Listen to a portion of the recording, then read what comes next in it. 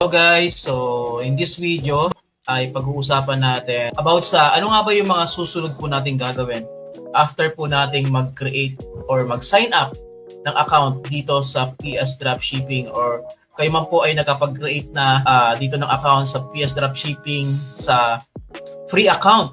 Okay? Ito po yung mga madalas na itinatanong po sa amin. Ano nga ba yung mga susunod na gagawin po namin? Okay, so ang next nyo pong gagawin, after nyo po mag-sign up, make sure po na naka-receive po kayo ng email dito sa PS Dropshipping.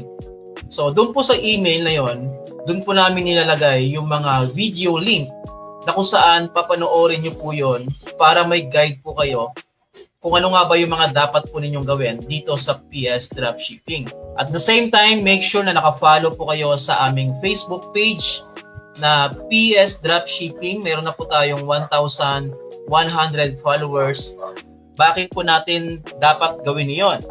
Kasi nga po, dito po sa ating page, dito po kami nag-post ng mga video tutorial about po kung paano po natin gagawin ang ating negosyo. Dito po, nag-upload po kami ng mga tutorial na kung saan mas makakatulong pa sa inyo para kumita dito sa PS Dropshipping. Kailangan nyo na lang pong panoorin yung mga video na in-upload po namin dito. So, paano nyo po gagawin yan? So, ang kailangan nyo pong gawin guys, pumunta po kayo dito sa aming page. I-click nyo po yung more. Nag-ano po kami dito ng mga videos na kung saan ay dito nyo po makikita lahat po ng mga videos po namin. O kaya pwede nyo pong bisitahin lang po ang ating page. Scroll lang po kayo dito para makita nyo po yung mga video na ina-upload po namin dito at mga tutorial videos na ina-upload po namin. Ito po yon. Malaking tulong po kasi ito guys. Ito po yung magiging guide po ninyo para magawa nyo po ng tama yung negosyo po ninyo. Kasi po, wala po kayong nilabas na puhunan dito, di ba? Nag-sign up kayo na wala kayong nilalabas na puhunan. So ito po yung mga guide ninyo upang mas malinawan kayo at mas maging clear sa inyo kung ano ba yung mga dapat po nating gawin.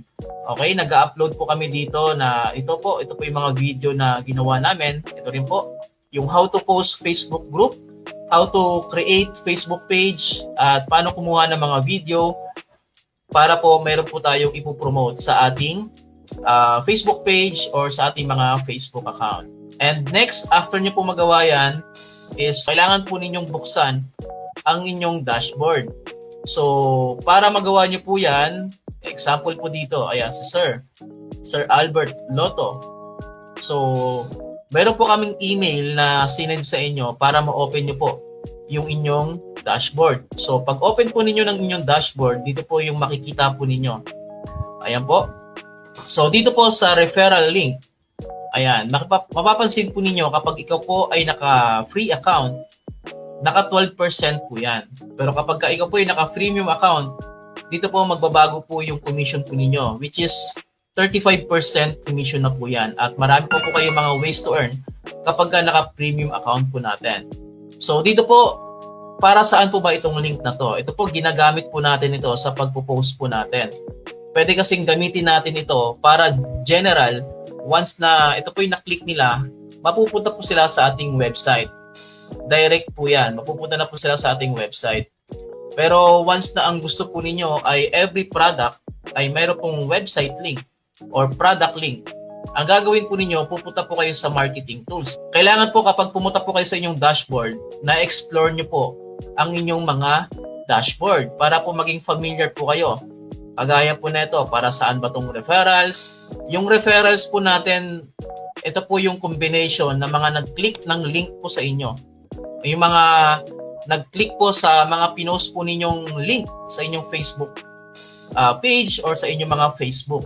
Dito naman po sa orders, dito nyo po makikita lahat po ng mga umorder sa inyo. Kung nakailang order na kayo sa isang araw.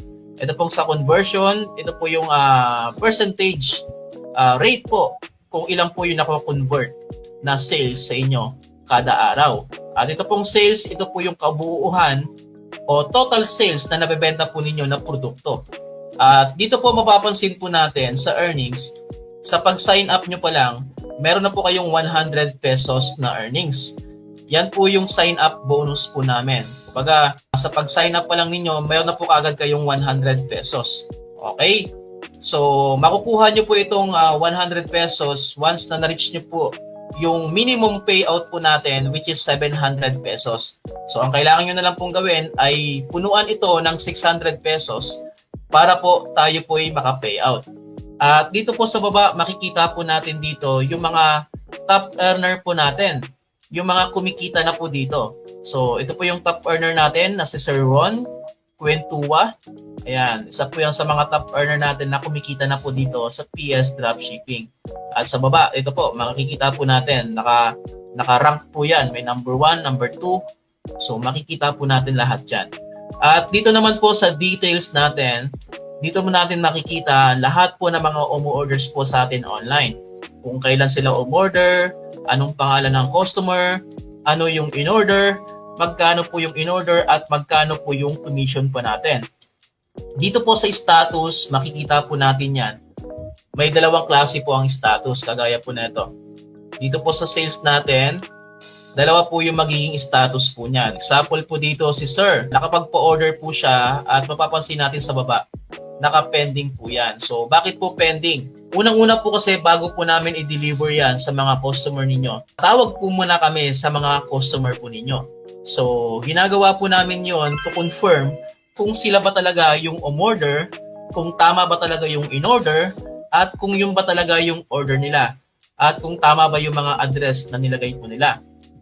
So, once na na-confirm po yan, ipapadala po namin yan sa customer ninyo. Kasama po, no, magre-reflect po yan dito na meron po yung mga tracking number. Ayan, maglalagay din po yung aming mga staff ng mga tracking number ng mga umorder po sa inyo sa online o mga nag-click po sa inyo o yung umorder po dun sa mga link po ninyo na pinopost po ninyo sa inyong mga Facebook page or sa mga Facebook account po ninyo. So dito po makikita po natin kung sino ba yung umorder, ano yung address, kung ano ba yung cellphone number nila, magkano yung in-order at magkano po yung commission po ninyo. So once na ito po ay pinadala po namin, mag-update naman po kami sa inyo po mga dropshipper. Mayroon po kayong marireceive na text or call galing po sa aming mga staff na, Sir, napadala na po namin yung items, or Sir, hindi pa namin napapadala yung items kasi si customer hindi sumasagot, o si customer is pinakancel po yung items niya. At may another reason po kung bakit pending pa ito is baka papunta pa lang po yung items, hindi pa nare-receive ni customer. Mag-a-update naman po yung caller namin sa inyo, yung mga staff po namin sa inyo para po ma-remind po kayo. At once na ito po ay receive na ng inyong customer, magbabago po ang status po nito. Magiging approved na po yan. At yung commission po niyan, mapupunta na po yan dito sa earnings. Ayan. So, yun po. Kadalasan po ang tanong po sa amin, paano po mag-payout? So, ang payout po natin, kapag ka ikaw po ay naka-free account, every Thursday po ang request payout and every Saturday naman po ang ating release payout. And then sa premium account, wala po tayong araw na mag-i-encash. Ibig sabihin, everyday, pwede po kayo mag-encash and everyday din po marirelease po ang ating payout. At the same time, yung ating pong encashment, wala po tayong minimum. Sa free account kasi, kailangan po maka 700 earnings po muna kayo bago kayo makapag-encash. So, yun po yung advantage kapag naka-premium. So, everyday payout at wala pong minimum ang payout. So, dito po, explore nyo na lang po dito yung ating mga tab. Kung kayo man po ay naka-cellphone, meron po yung parang tab dito na kailangan nyo pong i-click. At dito po sa ating marketing tools, mapapansin po natin dito. Dito po natin makikita yung mga image at video na magagamit natin sa posting. So, dito po, example, hahanap tayo ng items. Ayan, every time na magkiklik kayo dito, katabi po yan ng media asset. Ayan. So, dito po, kapag once na nag-click po kayo dito, lalabas po yung mga image at video po natin. Ito po, video po yan. So, paano nyo po madadownload yan? So, dito po, meron po yung tatlong dot na kailangan nyo lang pong i-click para po ma-download nyo po yung mga image at yung video. At mapapansin nyo po dito sa may bandang baba, meron po kayong makikita dito na link. Ito po yung gagamitin natin sa ating pagpo-post. I-click nyo lang po yan at makakopy nyo na po. Tapos, pupunta kayo dito sa may bandang taas. I-paste nyo po dito sa product page link. Ayan. And then, magge-generate na po yan ng link na every time na ito po yung gagamitin ninyo sa pagpo-post at meron pong nag-click dyan, automatically, kapag sila po ay umorder, papasok po yung commission po sa inyo pong dashboard. Okay? So, every time na magpo-post po kayo, make sure na nakapag-generate po kayo ng link. Na-paste nyo po dapat yung link dito para ito pong naka-generate link ay ito po yung gagamitin po ninyo sa inyong pagpo-post. So, yan po. So, ganun lang po kadali dito sa PS Dropshipping. Lahat po ng mga image, kami na po nagpo-provide niyan at pati po mga video. Okay? So, para makita nyo pa yung mga ibang items natin, pwede kayong pumunta sa aming website sa www.psdropshipping.com para makita nyo po yung mga ibang items natin. Actually, marami pa tayo mga ibang items na ilalagay pa natin dito. So, mayroon din po tayo mga t-shirt na sarili po nating gawa. Yan. Pwede nyo pong i-promote to. Actually, 499 pesos lang po yan. Naka-free shipping and cash on delivery na po yan. So, kung mahilig ka sa mga gantong basketball design, pwede mo po siyang i-promote sa inyong Facebook account. At this week, ito po ang good news. Marami pa po tayo mga design or mga items na ilalagay pa natin dito sa website.